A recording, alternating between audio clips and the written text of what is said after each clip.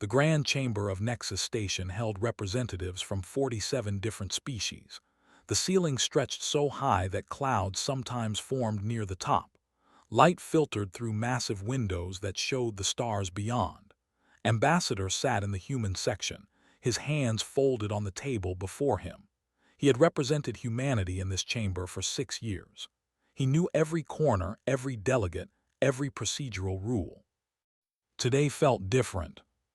High Chancellor stood at the central podium.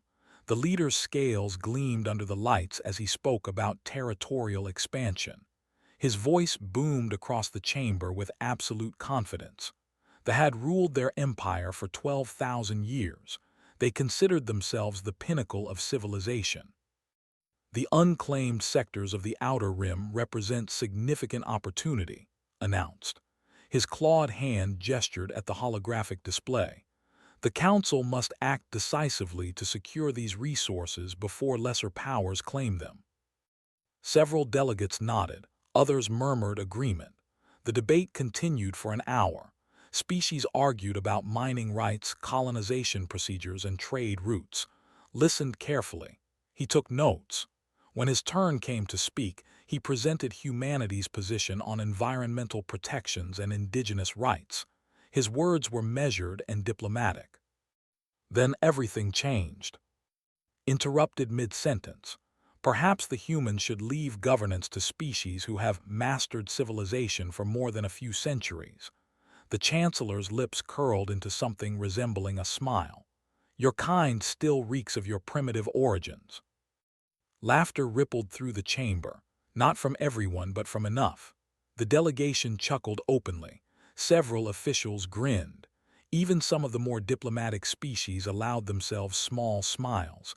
It was meant as a joke, perhaps, a casual dismissal wrapped in humor. Stop speaking. He stood completely still for 3 seconds. His fellow human delegates and Minu watched him carefully, then bowed slightly, a gesture of acknowledgement. He returned to his seat without another word. No protest, no angry response, no demand for apology. He simply sat down. The meeting continued. Other species presented their positions. Votes were taken. Decisions were made. Through it all, remained silent. When the session ended 5 hours later, he gathered his materials and left the chamber with perfect composure, and Minu followed. None of them spoke until they reached the human embassy. Inside the private conference room, Minu closed the door. That was unacceptable. Yes, agreed quietly. He set down his tablet and looked at his colleagues. Contact Earth. Request an emergency session with the Colonial Council. We need authorization for a full withdrawal protocol. His eyes widened. Full withdrawal, are you certain? They told us what they think of us, replied. His voice remained calm, but something hard had entered his eyes. They laughed, not all of them, but enough. And those who didn't laugh stayed silent. They stayed silent. That tells us everything we need to know. 3 months passed. To outside observers, nothing seemed wrong. The human delegation continued attending council sessions. They voted on resolutions. They participated in committees. But something fundamental had shifted. Ambassador no longer volunteered for additional projects. He no longer stayed after sessions to chat with other delegates over drinks. He no longer attended the social functions that built the informal networks of galactic politics. He fulfilled his duties with perfect professionalism and nothing more. Human trade ships began completing their contracts but accepting no new ones. When merchants from other species offered lucrative deals, human captains politely declined. Our schedules are full, they said. Perhaps another time. But another time never came. Human colonies throughout council space placed massive orders for raw materials, construction equipment, manufacturing systems, medical supplies, everything needed for complete self-sufficiency. The orders were large enough to draw attention, but when questioned, human officials provided reasonable explanations. Infrastructure improvements, economic development, expansion projects. No one suspected the truth. Counselor Tail of the noticed first. She had worked closely with human agricultural specialists for years. Her people owed much to human expertise. The specialists had helped them adapt to climate changes on there. They had shared techniques freely, asking nothing in return except friendship and respect. Now those specialists were leaving. Contracts were ending and the humans were not renewing them. Tail tried to arrange meetings with the project leaders, but they were always too busy. She sent messages to, asking if something was wrong. His responses were polite but vague. Budget reallocations, he explained. New priorities from Earth. I'm sure you understand. She didn't understand. None of it made sense. Tail decided to visit the human embassy directly. She arrived unannounced one afternoon and found the normally bustling building strangely quiet. Staff members moved through the halls carrying boxes. Furniture had been removed from several offices. Walls that once displayed artwork and cultural artifacts stood bare. She found in his office, reviewing documents on his tablet. He looked up when she entered and managed a tired smile. "Counselor Tail, I apologize for not offering you tea. Our kitchen supplies are packed." "What's happening?" Tail asked directly. "Why are you packing? Why are the specialists leaving? Why won't anyone give me a straight answer?" Set down his tablet, he gestured for her to sit. When they were both seated, he met her eyes with an expression of deep sadness. "We heard you," he said softly. "That's all." "Heard what? I don't understand." 3 months ago, Chancellor told us what the Council thinks of humanity. We reek of our primitive origins. We're too young, too uncivilized to have a meaningful voice in galactic affairs. And the Council laughed. His voice never rose above a gentle tone, but Tail could hear the pain beneath it. "You were there, Tail. You didn't laugh, but you didn't speak up either. None of our friends did." Tail felt her heart sink. She remembered that session. She remembered the joke and the laughter. At the time, she had dismissed it as being tactless and arrogant. She hadn't realized how deeply it cut. "It was just being foolish. Surely you don't think." "We think the Council sees us as useful tools," interrupted gently. "We provide innovation, military expertise, economic growth, agricultural advances. We work hard and ask for little, but we're not respected as equals. We're tolerated as capable servants. There's a difference, Tail, a very important difference." "So you're leaving, all of you?" "We're returning to human space. We'll honor every contract we've signed. We'll complete every obligation, but we won't sign anything new. We won't extend our service. We won't offer our expertise where it isn't valued." Stood and walked to the window. Beyond it, the massive station stretched into the distance. "We tried to be good partners. We tried to earn respect through contribution. But respect isn't earned that way, we've learned. It's given freely or it means nothing." Tail left the embassy feeling hollow. She returned to her own delegation and immediately sent a message to her. They needed to know what was coming. Within a week, panic spread through the government. Without human help, their agricultural systems would fail within 2 growing seasons. They didn't have the expertise to maintain what the humans had built. Across Council space, other species began noticing similar patterns. Human scientists from joint research projects. Human military advisors completed their assignments and went home. Human teachers and engineers and doctors and technicians, all the countless experts who had integrated themselves into galactic society, began quietly disappearing. They weren't angry. They didn't make demands. They didn't threaten or bluster. They simply stopped volunteering their talents. They completed what they had promised and offered nothing more. In the council chamber, delegates began to whisper. Something was wrong with the humans. Something had changed, but no one could quite identify what. Ambassador still attended sessions. He still voted and participated. Everything seemed normal on the surface. But those who knew him well could see the difference. The warmth was gone. The enthusiasm had vanished. He performed his duties with mechanical precision, like a machine following programming. The human delegation had become a collection of polite strangers. High Chancellor noticed nothing. He remained focused on his territorial expansion plans, confident in the Council's power and prestige. When an aide mentioned the human withdrawal patterns, waved it away dismissively. They're reorganizing. All species go through such phases. They'll be back. But Counselor Tail knew better. She remembered sad smile and quiet words. We heard you. Humanity had heard, and now they were leaving. Without anger, without drama, without a whisper of protest. They were simply walking away from a council that had never truly welcomed them as equals. And somehow, that silence was more terrifying than any threat could ever be. 6 months had passed since comment in the council chamber. High Chancellor sat in his private office reviewing economic reports. The numbers troubled him, though he wouldn't admit it to his advisors. Galactic trade had declined by 18%. Manufacturing output had dropped. Several critical supply chains showed worrying gaps. His chief economic advisor, a methodical named, entered with another stack of reports. She placed them on his desk without speaking, glanced up at her tired face. More bad news, he asked.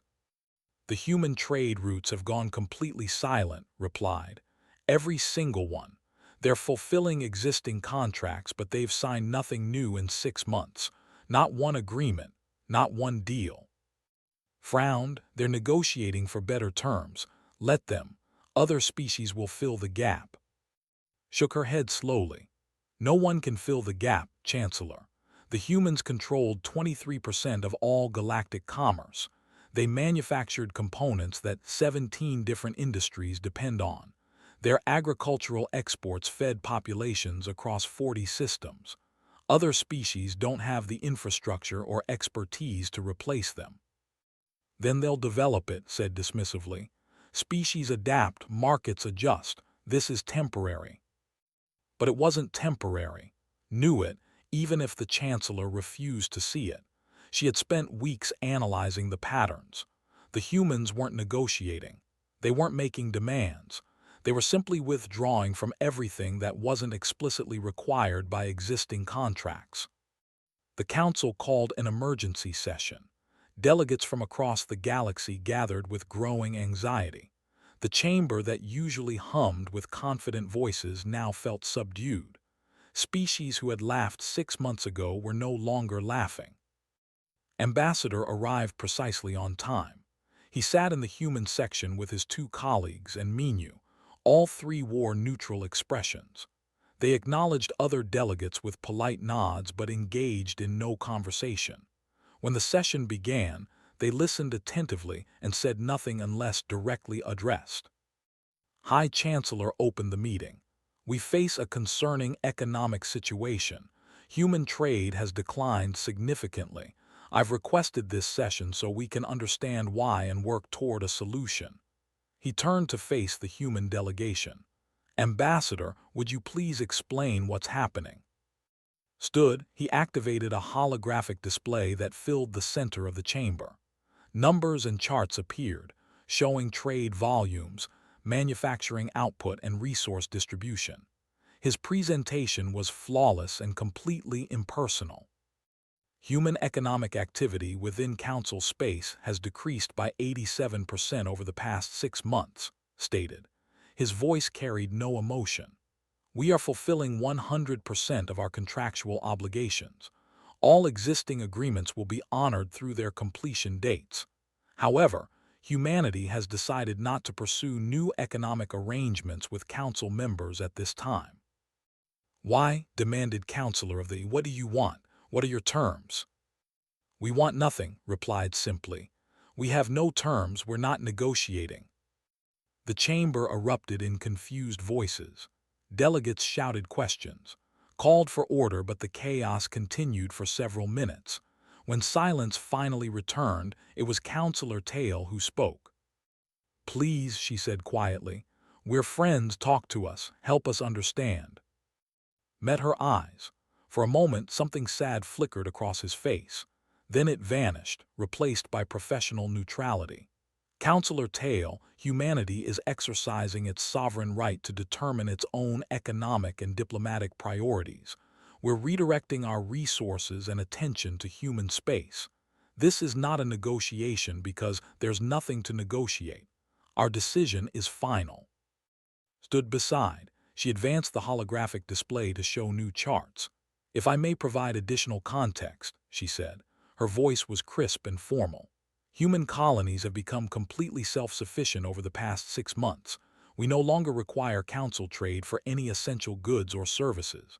Our manufacturing capacity within human space has increased by 300%. Our agricultural output has doubled. Our technological development continues independently. You've been preparing this for months, accused another delegate. You planned this withdrawal deliberately. Yes, Minyu confirmed, standing to join his colleagues. We began planning the day High Chancellor informed us that humanity reeks of primitive origins. We took his words seriously. Perhaps he was correct. Perhaps we do need more time among our own kind to develop properly. So we're taking that time. The chamber went completely silent. Every delegate turned to stare at. The Chancellor's scales had paled slightly. He stood at the central podium, clearly not expecting this direct confrontation. That was a joke, said.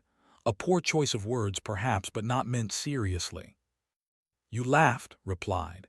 His voice remained calm, but something sharp edged his words.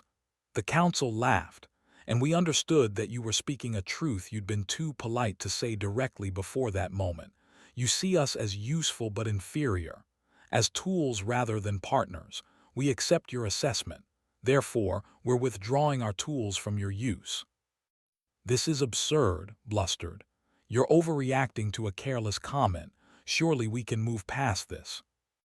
Tilted his head slightly. Chancellor, you don't understand. We're not angry. We're not seeking revenge. We're simply accepting the reality you revealed. If we reek of primitive origins, then perhaps we should stay separate until we've developed further.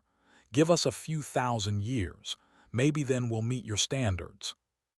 The sarcasm was so gentle that it took a moment for people to recognize it. When they did, several delegates flinched. His polite words cut deeper than any angry tirade could have. Continued the presentation. She displayed detailed projections of what the galactic economy would look like without human participation. The numbers were devastating. Industries would collapse. Food shortages would develop in at least 12 systems. Medical supplies would become scarce. Transportation costs would increase by an average of 40%. These projections assume other species can eventually fill the gaps we're leaving, explained. The timeline for such adjustments is estimated at 5 to 7 years. During that time, significant economic hardship should be expected throughout council space. You would do this, demanded. You would cause suffering to millions because of wounded pride. Minyu answered, We're causing nothing, Counselor. We're simply choosing not to help. There's a difference. You're perfectly capable of solving your own problems. You're advanced civilizations with thousands of years of experience. You don't need primitive humans. That's what you told us, isn't it? Another delegate stood, a diplomatic named. Ambassador, on behalf of the people, I want to apologize. We should have spoken up 6 months ago. What Chancellor said was wrong. What we allowed through our silence was worse. Please, can we discuss this? His expression softened slightly when he looked at. I appreciate your words, Counselor, truly. But an apology doesn't change the fundamental problem. We worked hard for years to prove ourselves worthy of respect. We contributed everything we could. We asked for very little. And when the mask slipped, we saw what the Council really thinks of us. You can apologize for saying it out loud, but you can't apologize away the belief itself. Then what do you want? Tail asked desperately. Tell us what would fix this. Nothing can fix it, said gently. That's what you don't understand. We're not demanding changes or seeking concessions. We've simply learned a valuable lesson about where we stand. You taught us that lesson and we're grateful for the clarity. Now we're acting on what we learned. The session continued for hours. Delegate after delegate tried different approaches. Some appealed to logic, pointing out mutual benefits. Others appealed to emotion, speaking of friendships and shared history. A few tried veiled threats, suggesting that humanity might regret this decision. Nothing worked. The human delegation listened politely to every argument and remained unmoved. They weren't angry. They weren't defensive. They were simply done. Finally stood again. His pride clearly wounded, he tried one more approach. The council formally apologizes for any offense given. I personally apologize for my careless words. I spoke without thinking and I regret the harm caused. Surely this satisfies honor. Surely we can move forward now. Stood for the final time that day. He looked at with an expression that might have been pity. Chancellor, I believe you are sorry. Sorry that your words had consequences you didn't anticipate. Sorry that your useful tools are walking away. But I don't think you're sorry for what you believe. And that's fine. You're entitled to your beliefs. We're just no longer interested in trying to change them. He gathered his materials, and Minyu did the same. Together they walked toward the exit. Every eye in the chamber watched them go. At the door, paused and turned back.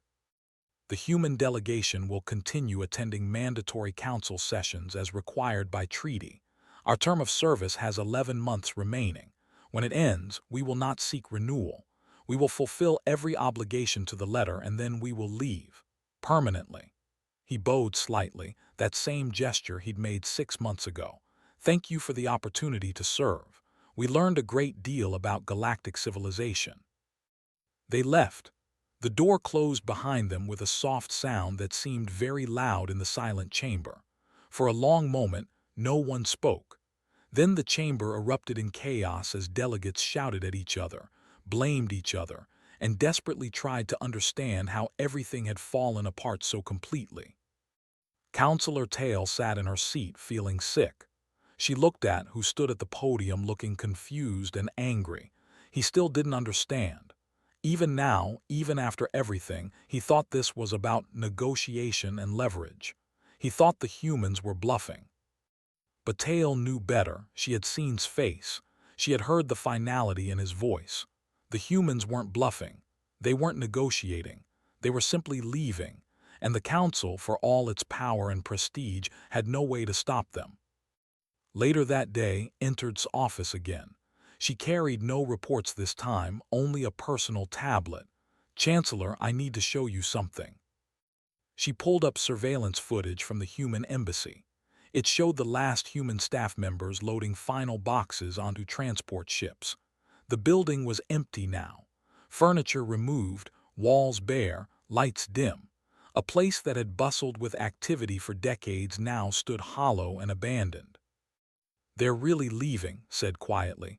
All of them, every human in council space is going home. Stared at the footage. For the first time, uncertainty crossed his face. They'll come back, he said, but his voice lacked conviction. Will they? Asked. Or did we just lose the best thing that ever happened to this council because we couldn't offer basic respect? Had no answer. He sat alone in his office as the consequences of his careless words spread like ripples across the galaxy. And in human space, preparations continued for a future without the council. A future humanity would build alone. 1 year had passed since the emergency council session. The human embassy on Nexus Station stood completely empty. Not a single human remained in council space. Every citizen, every worker, every family had returned to human territory. The economic predictions had presented proved optimistic. The reality was worse. Counselor Tail stood in her government building looking at reports that made her want to cry. The drought had worsened. Crops were failing across 3 continents. Her people didn't have the expertise to implement the solutions that human specialists had designed. They had the plans, the equipment, even the training materials. But something was missing. The humans had possessed an intuitive understanding of the work that couldn't be captured in manuals. She composed another message to Ambassador. It was her 14th such message in 3 months. The first 13 had gone unanswered. She wrote carefully, choosing each word with desperate precision. Ambassador, the people face a crisis.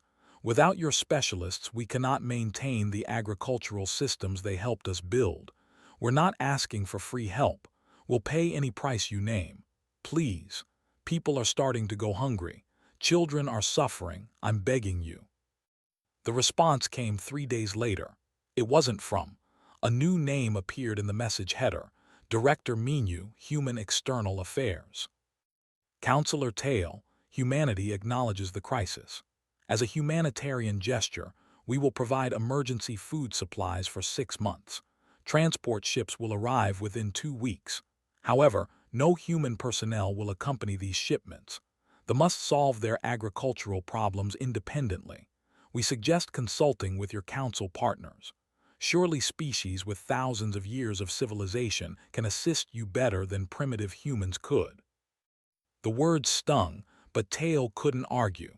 She took the message to her government leaders. They were grateful for the food but terrified about the long term. 6 months wasn't enough time to develop the expertise they needed. "Why won't they help us?" asked the Prime Minister. "We were friends with them. We never insulted them like did." "We laughed," Tail said quietly. "Or we stayed silent while others laughed. Same thing. We showed them we would watch them be humiliated and do nothing. Why should they help people like that?" Across the galaxy, similar crises developed. The Nexus station itself faced a critical power distribution problem. For 5 years, the station had relied on systems designed by a human physicist named. The systems worked perfectly, but they were complex. When they needed adjustment for the station's growing population, the engineers discovered they couldn't modify SWORK. They could maintain it, but they couldn't improve it or adapt it. They sent requests to human space, offering enormous payments for consultation. The response was polite and firm, was working on projects in human territory. She was not available for outside work. Perhaps the Council's own brilliant engineers could solve the problem. After all, humans were relative newcomers to advanced technology. Surely older species could manage. The station's council voted to redesign the entire power system. It would take 3 years and cost 50 times what a consultation with would have cost. But there was no choice. The humans weren't coming back. Medical research ground to a halt. For decades, human researchers had been making breakthroughs in cross-species medicine. They possessed an unusual ability to think across biological systems, finding connections that specialists from individual species missed. Without them, progress stopped. Existing treatments continued to work, but no new advances emerged. A plague broke out on a colony world. It was nothing too serious, the kind of disease that human epidemiologists had helped control dozens of times before. But those epidemiologists were gone now. The medical team struggled with the outbreak for months.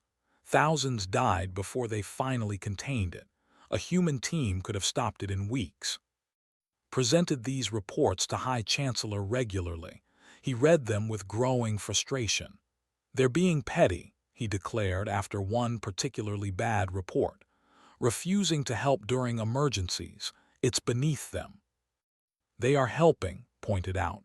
"They sent food to They've provided medical supplies to 3 different plague sites. They're just not sending people. They're giving us the tools but not the expertise."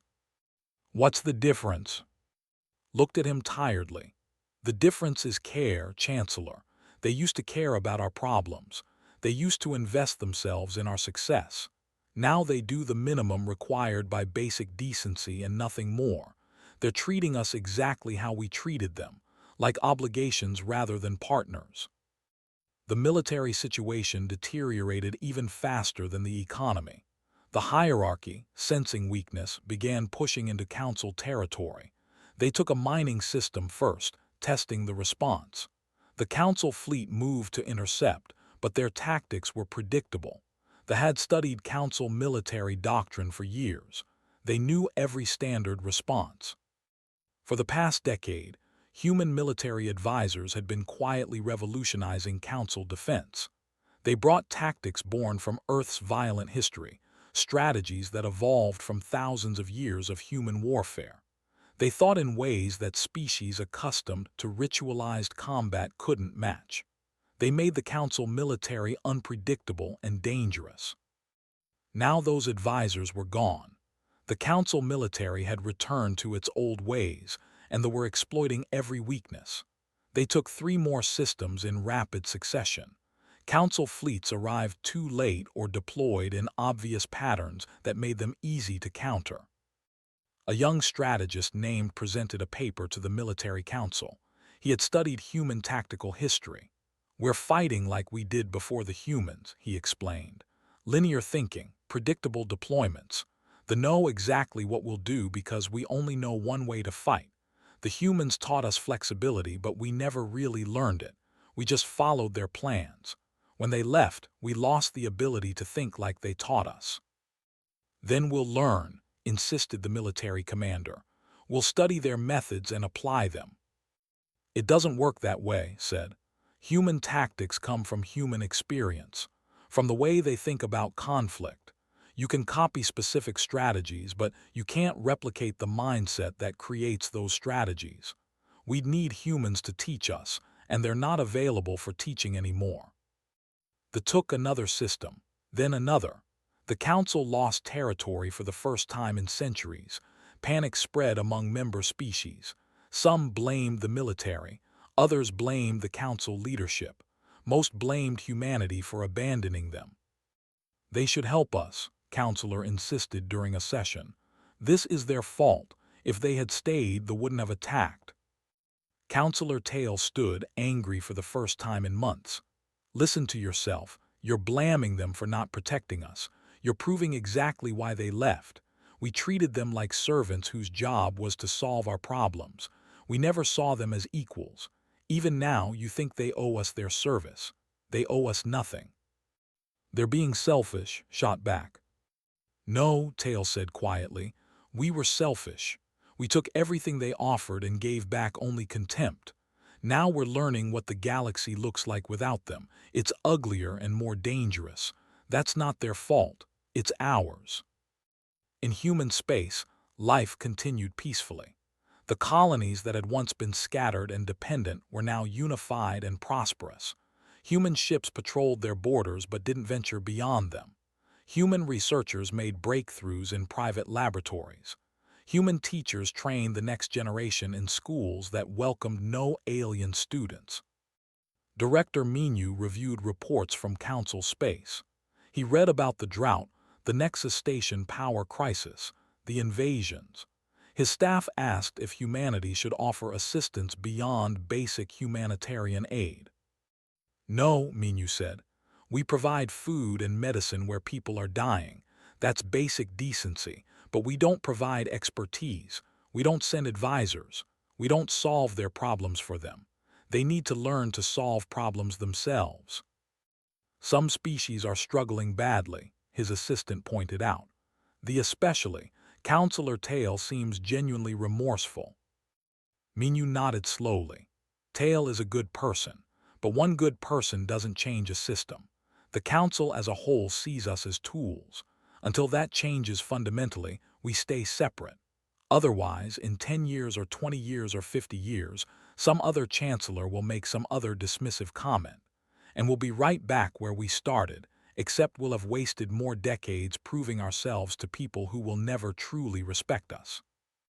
Ambassador had retired from active service. He lived quietly on a human colony world, teaching diplomatic history at a university. His students often asked about his time with the Council. He told them stories carefully, without bitterness but with clear lessons. "The Council species aren't evil," he explained. "They're just trapped in their own hierarchies. They've spent thousands of years dividing the galaxy into superior and inferior civilizations. They couldn't see us clearly because we didn't fit their categories. We were too advanced to ignore but too young to respect. So they used us while looking down on us. And when we finally understood that's all we'd ever be to them, we left." "Was it hard?" a student asked, walking away. Considered the question. "Yes, because we liked many of them. Counselor Tail became a friend. Even Chancellor wasn't a monster, just a product of his culture. But liking someone isn't the same as being respected by them. We could have stayed and kept trying to earn their respect, kept proving ourselves year after year. But that's exhausting, and more importantly, it doesn't work. Respect given reluctantly after decades of proving yourself isn't real respect. It's just acknowledgement of usefulness. We decided we'd rather have dignity than usefulness. The student nodded thoughtfully. Do you think they understand now? Some do. Counselor Tail understands. Chancellor's advisor understands. A few others are starting to grasp it, but institutional understanding, that takes longer. The council as a structure is still built on hierarchy. Species ranked by age and technological development, with the oldest at the top and everyone else below. Until that structure changes, they can't truly understand why we left. In the council chamber, representatives gathered for another crisis meeting. That had taken 5 more systems. The economy continued declining. More species were experiencing supply shortages, looked older than he had a year ago. The stress was visible in his posture and voice. We need a solution, he announced. We need the humans back. They won't come, Tail said. She had given up hope months ago. I've tried everything. Apologies, offers of payment, appeals to shared history. Nothing works. They've moved on. Then we force them, suggested a delegate who favored stronger measures. We send a fleet to human space. We make them understand they're part of this galaxy whether they like it or not. The chamber erupted in argument. Some species supported the idea. Others found it abhorrent. Tail stood and shouted for attention until the room quieted. Listen to yourselves, she said. You want to threaten them with war because they won't work for us anymore. You want to force them to help us. Do you not hear how insane that sounds? You treated them badly, they left, and now you want to compel them back through violence. That would prove every single thing they believe about us. Then what do we do? Asked. He sounded genuinely lost. Tail looked at him with something like pity. We learn to stand on our own. We fix our own problems. We build our own solutions. And maybe in time we learn to treat people with respect before they have to leave to earn our attention. But that lesson is coming too late for humanity. They're gone, Chancellor, and they're not coming back. The session ended in disarray. Delegates left confused and frightened. The galaxy they had known for thousands of years was changing, and they didn't know how to navigate it.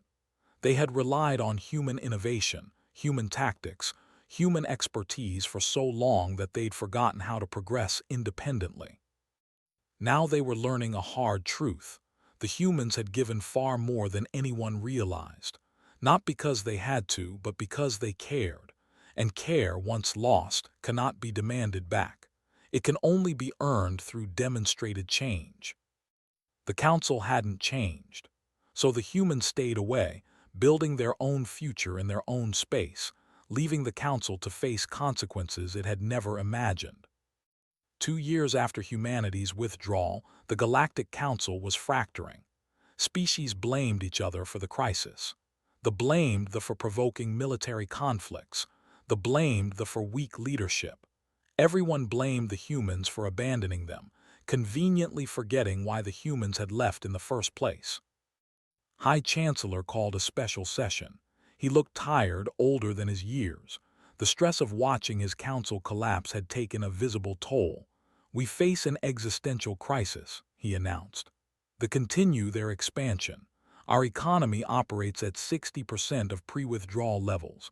7 species have threatened to leave the council. We must take decisive action. What action? Counselor Tail asked wearily. She had aged too, her once vibrant appearance now worn and gray. We've tried everything. The humans won't respond to our messages. They won't negotiate. They won't meet with us. What's left? A show of strength, replied. He gestured, and a hologram appeared showing military fleet positions. The Empire, supported by the Collective and the Federation, will deploy a joint fleet to human space, will deliver an ultimatum. Return to the Council or face economic sanctions and potential military action. The chamber erupted. Half the delegates shouted in support. The other half protested violently. Tail stood, her voice cutting through the chaos. "This is madness. You want to threaten them with war." "It's not a threat," insisted. "It's leverage. They need to understand that they can't simply abandon the galactic community without consequences." "They abandoned nothing," Tail shot back. "They completed every obligation. They honored every contract. Then they went home. That's their right as a sovereign species. You don't get to force them back." But the vote went forward. The military coalition won by a narrow margin. Within a week, a fleet of 200 warships assembled at the border of human space. It was an impressive display designed to intimidate. The fleet commander, a general named, sent a formal message into human territory. "This is General of the Council Fleet. We request immediate negotiations with human leadership. You have 48 hours to respond. Failure to respond will be interpreted as hostile intent." The response came in 30 minutes. Admiral of the Human Defense Force replied with characteristic brevity. "General, you are in neutral space near our border. You have 12 hours to withdraw. Failure to withdraw will be interpreted as an invasion attempt and met with appropriate force." Was stunned. He consulted with his command staff. "They're bluffing. They can't possibly match a fleet this size." But his intelligence officer, a young named, wasn't so sure. "Sir, we haven't seen human military capabilities in 2 years. They've been building aggressively. We don't actually know what they have." "They're a young species," dismissed. "They had some clever tactics, but tactics don't replace raw power. We outnumber any reasonable estimate of their forces. Maintain position. Show them we're serious." 6 hours later, human ships appeared. Not hundreds of them, just 12. 12 sleek vessels that looked nothing like the ships humanity had flown 2 years ago. They moved with an elegance that made them seem alive. They took up position between the Council fleet and the human border. Admiral's voice came through again. "General, you have 6 hours remaining. We suggest you use them wisely." Decided to call the bluff. He ordered his fleet to advance slowly, not aggressively but enough to show determination. The human ships didn't retreat. As the Council fleet moved forward, the human vessels began to move in patterns that made no tactical sense. They wove between Council ships, spiraling and dancing in formations that seemed almost playful. Then everything went dark. Every single Council ship lost power simultaneously. Weapons systems went offline. Life support switched to emergency backup. Communications died. The ships continued moving forward on momentum alone, completely helpless. In the darkness, the crews felt vibrations as something attached to their hulls. Power returned 5 minutes later. Everything worked perfectly again except the weapons systems. Those remained dead. General found a message waiting on his console. "Your weapons have been permanently disabled. Your ships are functional otherwise. We're towing you back to Council space now. Next time you threaten us, we won't be so gentle." The 12 human ships proceeded to attach towing cables to the 200 Council vessels. One by one, they dragged the entire fleet back across the border. It took 16 hours. The Council crews sat in their disabled ships, humiliated and frightened, wondering what technology could possibly do what they'd just experienced. When they finally reached Council space and the towing cables released, Admiral sent one final message. "General, please convey this to your leaders. We left peacefully. We fulfilled every obligation. We asked nothing except to be left alone. You chose to threaten us with war. You chose to bring violence to our border. Remember this moment. Remember that we could have destroyed your fleet but chose not to. We don't want war. But if you force us to choose between war and submission, you'll learn why we tried so hard to be your friends instead of your enemies. Don't come back." The incident shocked the galaxy. News spread rapidly. The Council had sent its most powerful fleet to intimidate humanity, and the humans had humiliated them without firing a shot. The technology demonstrated was decades, maybe centuries, beyond anything the Council possessed. Rumors spread rapidly. Some said the humans had made contact with an ancient civilization and acquired their technology. Others claimed humans had been hiding their true capabilities all along. A few conspiracy theorists suggested the humans weren't human at all, but some advanced species wearing a disguise. The truth was simpler and somehow more impressive. Humans had been holding back while in the council, deliberately limiting their technological development to avoid threatening other species. Once free to pursue their own path without political constraints, they had advanced at a pace that shocked even themselves. Obtained copies of the fleet recordings and studied them carefully. She brought her analysis to former Chancellor, who had been removed from power after the fleet disaster but still commanded respect as an elder statesman. They were always this capable, explained. They just hid it. They deliberately used older ship designs. They shared some technologies but kept others secret. They maintained the appearance of being junior partners while actually being equals or possibly even superiors. They did it to make us comfortable, to not threaten our sense of superiority. Stared at the recordings. Why would they do that? Because they wanted to be our friends, said softly. They wanted to work with us, not compete with us. They didn't care about status or hierarchy. They cared about cooperation. So they made themselves small and unthreatening. They let us think we were better than them, and we believed it because it confirmed what we wanted to believe, that we were superior, that they needed us more than we needed them. But we needed them more, said, finally understanding. Yes, we always needed them more. They brought innovation, creativity, flexibility, and a genuine desire to help. All they asked in return was basic respect, and we couldn't even give them that. Paused, then added, they tried so hard to fit in. They bent themselves into shapes that made us comfortable. And when we still rejected them, when we still called them primitive, they finally stopped trying. They showed us who they really were when they left. And what they really were was far stronger than we ever imagined. Meanwhile, the council continued its slow collapse. More species began withdrawing. Councillor Tail made a desperate decision. She called an emergency session of the government and proposed something radical. We need to leave the council, she announced. Not because we're angry, but because the council's structure is fundamentally broken. It's built on hierarchy and superiority.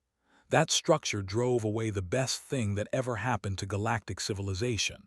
I propose we withdraw from the council and request a separate treaty with humanity. Not as superiors seeking help from inferiors, but as equals seeking partnership. The government debated for 3 days. The drought had killed thousands. The economy was in ruins. They had nothing left to lose.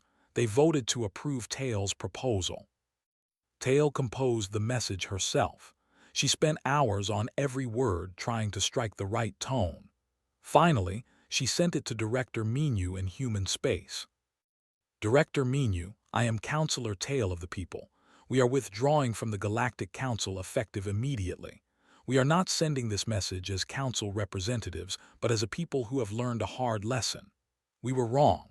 We laughed when we should have spoken up. We stood silent when we should have defended you. We took your help and gave back nothing but tolerance at best and contempt at worst. We don't deserve your help, but we're asking anyway. Not as council members asking primitive humans for assistance, but as one species asking another for a chance at genuine partnership. If you refuse, we'll understand. We'll find our own way somehow. But if you're willing to give us a chance, we promise to do better. We promise to treat you as the equals you always were. We promise to listen when you talk and learn from what you teach. Please give us a chance to prove we can change. The message ended. Tail sent it and waited. Days passed with no response. Then weeks. She began to lose hope. The government prepared for a future of continued struggle and slow recovery. 3 weeks after sending the message, a response arrived. It came from Ambassador, not Director Minu. The old diplomat had apparently seen Tail's message and chosen to respond personally. Councillor Tail, I remember our friendship. I remember conversations over tea where we discussed philosophy and art. I remember you trying in small ways to bridge the gap between humans and the Council. You couldn't change the system alone, and I never expected you to. Your message moves me because it's honest. You're not making excuses. You're not minimizing what happened.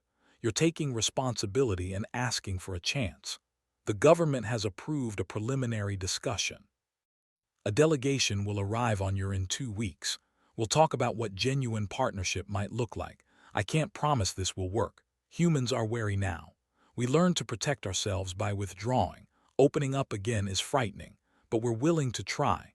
Because you're right that one good person can't change a system, but one brave choice can start the process. Let's talk, old friend. Let's see if we can build something better together. Tail cried when she read the message. For the first time in years, she felt hope. The conversation wouldn't be easy. Trust had been broken and would take time to rebuild. But at least there would be a conversation. At least there was a chance. Word of the withdrawal and potential treaty with humanity spread rapidly. Other species began to reconsider their positions. The Council was dying, and something new was trying to be born. Something built on different principles. Something that might actually work. But first, the old system had to finish collapsing, and that process was only beginning. 5 years after humanity's departure, the Galactic Council held its final session. Only 7 species remained, those too proud to accept what everyone else had finally understood. The Grand Chamber that once held representatives from 47 species now echoed with emptiness. Most seats stood vacant. Dust gathered in corners that maintenance crews no longer cleaned regularly. High Chancellor was long gone, removed from power and living in quiet retirement. The current Chancellor, unnamed, called the session to order with visible resignation. "We face a simple question," he said. "Do we dissolve the Council officially, or do we maintain the pretense that this institution still serves a purpose?" The debate was brief. Everyone knew the answer. The vote was unanimous. The Galactic Council, which had governed relations between species for 3,000 years, would officially dissolve in 30 days. It was a quiet end to what had once been a mighty organization. No war, no dramatic collapse, just slow irrelevance followed by formal acknowledgement of death. Meanwhile, in neutral space, construction continued on a massive new structure. The Cooperative Assembly Hall rose from the scaffolding, a joint project designed by 17 different species working in genuine partnership. Unlike the Council Chamber, which had been built by and reflected their aesthetic preferences, this new hall incorporated design elements from every member species equally. Ambassador, now elderly and contemplating retirement for the second time in his life, walked through the nearly completed structure. Director Minu accompanied him.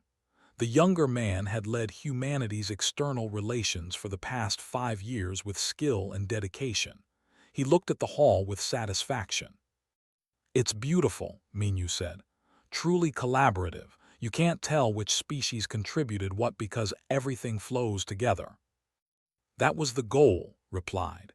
He ran his hand along a wall that combined stone, human metal alloys, and crystal in a seamless blend. No hierarchy, no superior and inferior, just different peoples working together because they choose to, because they respect each other. The Cooperative Assembly had formed gradually over the past 3 years. The joined first, after months of negotiations that rebuilt trust between their species and humanity. Others followed. Each species that joined had to accept the founding principles: equal representation regardless of age or technological development, rotating leadership, and absolute respect clauses built into every document. Some species couldn't accept those terms. They clung to the old hierarchies, the comfortable rankings that put themselves near the top.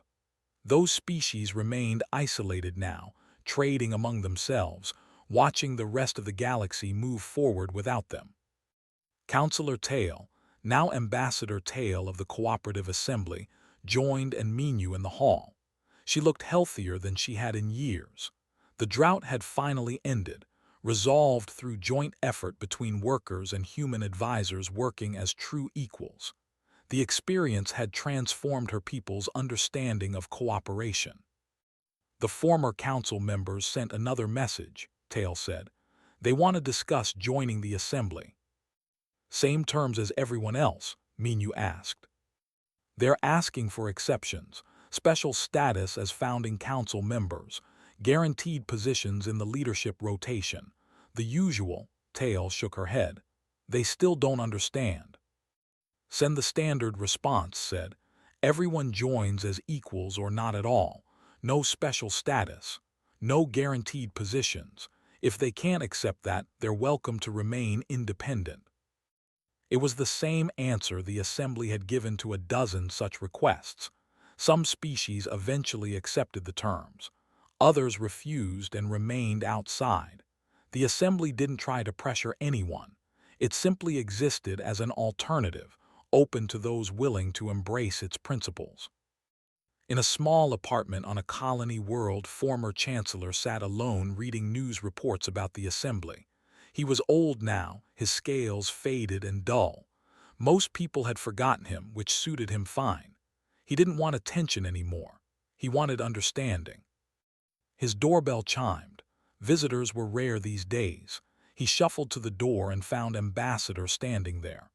The human looked old too, hair completely gray, face lined with years, but his eyes were still sharp and kind.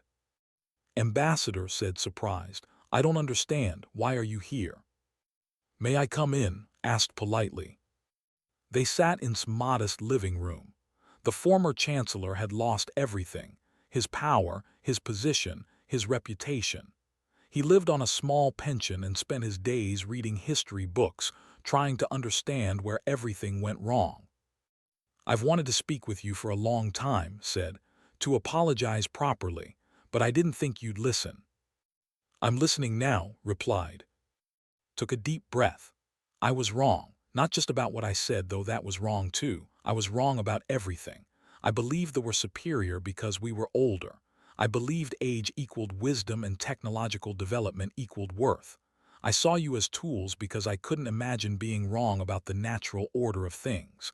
And when you left, when everything collapsed, I still didn't understand. I thought you were being petty, vengeful. It took years for me to finally grasp the truth. You left because we treated you as less than equals. You left because we would never change while you were around. And you were right. We didn't change until we had to, until you were gone and we faced the consequences of our own inadequacy. Tears ran down his scaled face. I destroyed the council through my arrogance. I lost the best thing that ever happened to galactic civilization because I couldn't see past my own assumptions. I'm sorry. I know it's far too late. I know my apology changes nothing, but I needed you to know that I understand now. I truly understand what I did. Listened silently. When finished, he nodded slowly. I believe you, and I forgive you if that matters, but my forgiveness isn't what's important. You need to understand something, Chancellor. We didn't leave because you hurt our feelings. We left because we realized you saw us as tools, not partners. An apology for the symptom doesn't fix the disease. Then what do I do? Asked desperately. Teach, said simply. You have experience now, painful experience. Teach young people what you learned. Make sure the next generation doesn't repeat your mistakes. That's the only redemption that matters, not apologizing to us but ensuring others learn from your errors. Stared at him. You came all this way to tell me that. I came because I needed to close a chapter, replied. You were never a monster. You were a product of your culture, trapped in assumptions you'd never questioned. You said what many others thought but were too polite to say aloud. In a way, you did us a favor. You made clear what we'd only suspected, that we'd never be truly accepted as equals in the council's structure. You forced us to choose dignity over inclusion. That choice saved us years of wasted effort trying to win respect from people who couldn't give it. And now the assembly, will that work better? Smiled. I don't know, we're trying something different. Maybe it'll fail too, but at least it's built on honest principles from the start.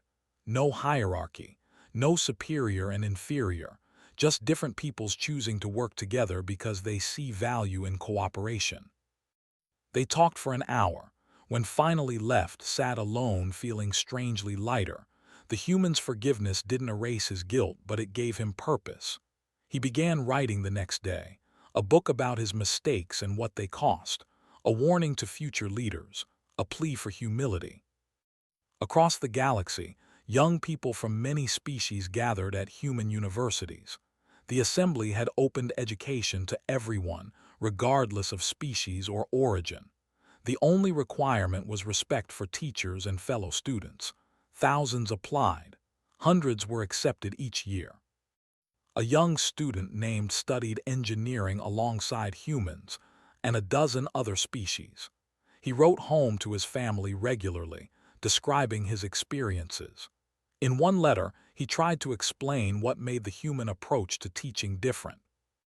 "They don't teach us because they're superior," he wrote. "They teach us because they remember struggling to learn. Every human professor I've met has stories about being underestimated, dismissed, or insulted. They know what it feels like to be seen as less than they are. So they treat us like equals who simply haven't learned certain things yet. It's not about natural hierarchy. It's about shared growth. I finally understand what we lost when they left the council. We didn't lose servants or tools. We lost teachers who saw potential in everyone and friends who wanted everyone to succeed." The letter circulated among families. Many dismissed it as youthful idealism, but some read it carefully and began to reconsider old assumptions. 10 years after humanity's departure from the council, Ambassador walked through the completed assembly hall for the last time as an active diplomat. Tomorrow he would officially retire. He'd spent 40 years in diplomatic service, first trying to make the council work, then helping build something better. A memorial plaque caught his attention. He hadn't seen it before. It must have been installed recently. The inscription read, "Dedicated to the species who left without a word and taught the galaxy to listen." Below it in smaller text, "We heard you, we're sorry, we're better." Touched the plaque gently. His eyes were wet. Director Minu appeared beside him. "Did we do the right thing?" Minu asked quietly. "Leaving like that, could we have stayed and tried to change things from inside?" Considered the question carefully. "No," he finally said. "We couldn't have changed them from inside. Our presence allowed them to keep their comfortable assumptions while benefiting from our work. They could tell themselves they were enlightened for including us while still seeing us as inferior. Only our absence forced them to confront what they'd lost. Sometimes you can't explain dignity to people. You can only demonstrate what it looks like to live without it and what it costs to lose people who have it." They walked together toward the assembly chamber. Representatives from 32 species gathered there now, more joining every year. Some were former council members who had finally accepted equal terms. Others were younger species who had never been part of the old hierarchy.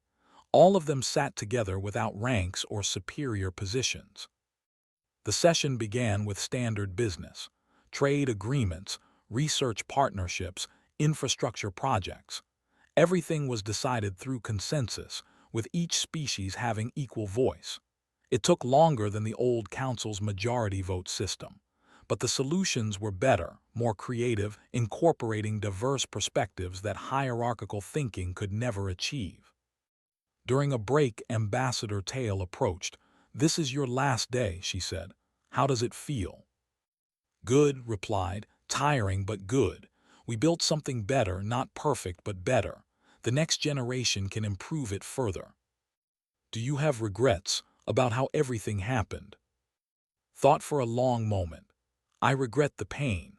I regret the people who suffered during the transition, the who went hungry, the species hurt by the invasions, all the damage that our departure caused. But I don't regret leaving. It was necessary. Sometimes you have to break something before you can build something better. The council needed to fall so the assembly could rise." "And if another appears?" Tail asked. "If someone in the assembly starts thinking in hierarchies again?" "Then we remind them," said simply. "Gently but firmly.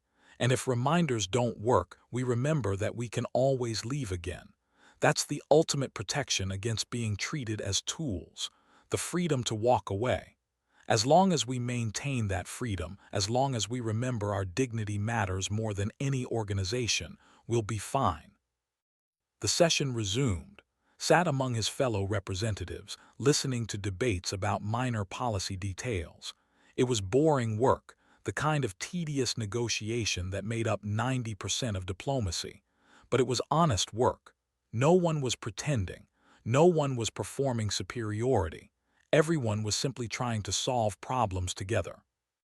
That evening, the assembly held a retirement ceremony for representatives from every member species attended. They gave speeches about his service, his wisdom, his role in building the new organization. Listened politely, uncomfortable with the attention but accepting it gracefully. When it was his turn to speak, he kept it brief. Thank you all for your kind words. I'm just one person. What we built here, we built together. That's the point. No heroes, no superiors, no species that matters more than others. Just people working together because they choose to, because they respect each other. That's what I want to be remembered for. Not for being wise or special, but for being part of something truly equal. Keep building this. Make it better. Make it last.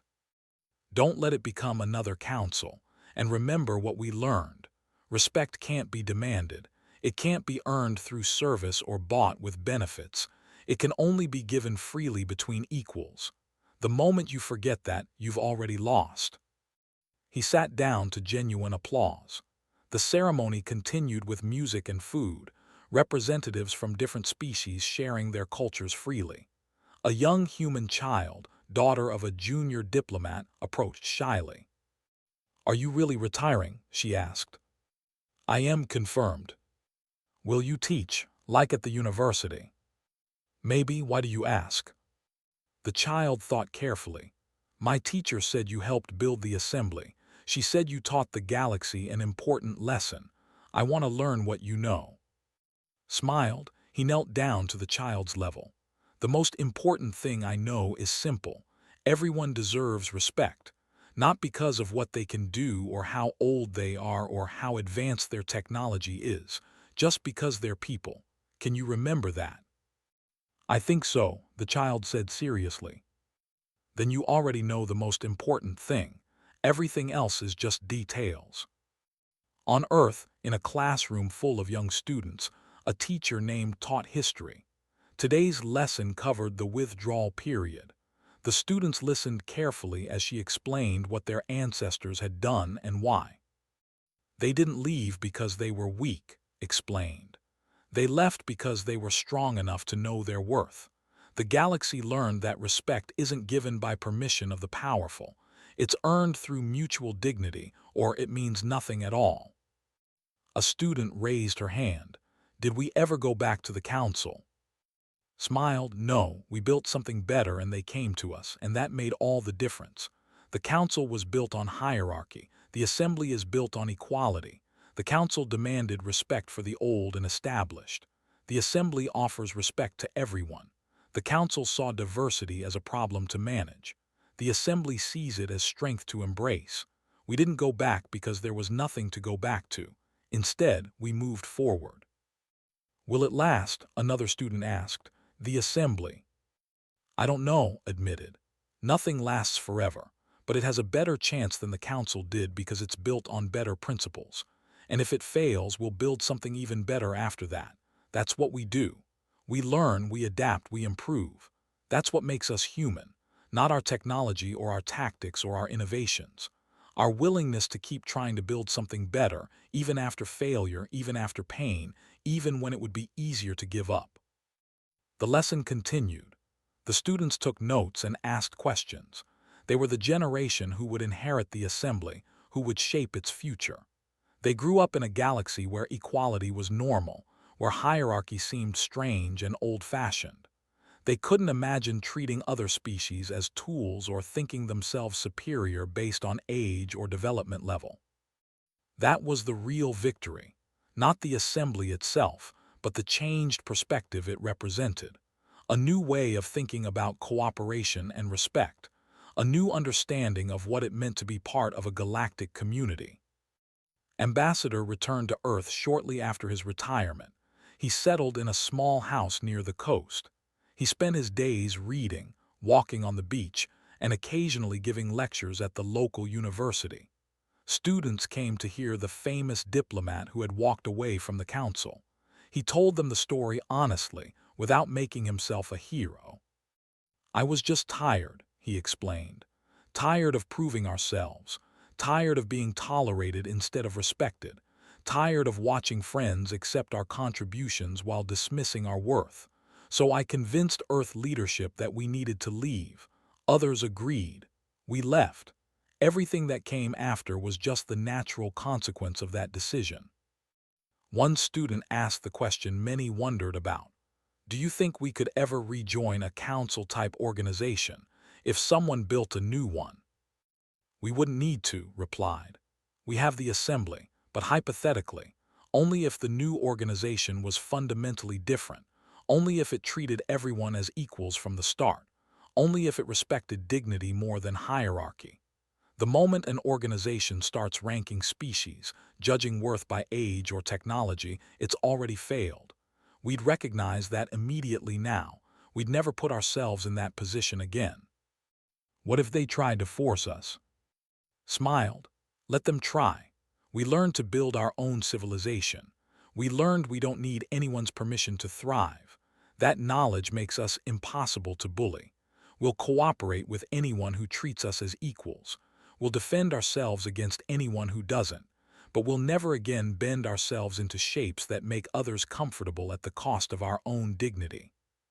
He lived another 20 years, watching the assembly grow stronger. He saw new species join, saw old prejudices slowly fade, saw young people from different species become friends without thinking about hierarchy or rank.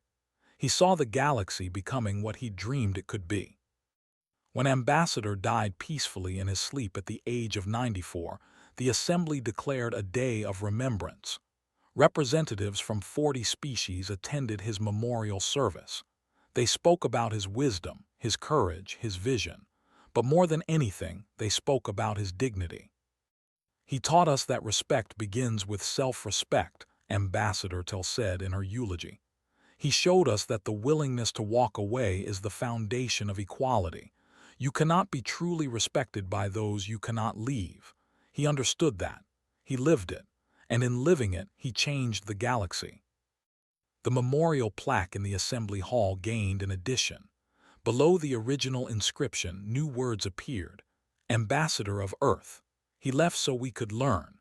He returned so we could grow. He showed us that dignity and cooperation are not opposites but foundations of the same truth. We are all equally valuable, and together we are stronger. The galaxy had learned its lesson. Learned it the hard way through loss and consequence, but it had learned. And in learning it became something better than it had been. Not perfect, never perfect, but better. And that was enough.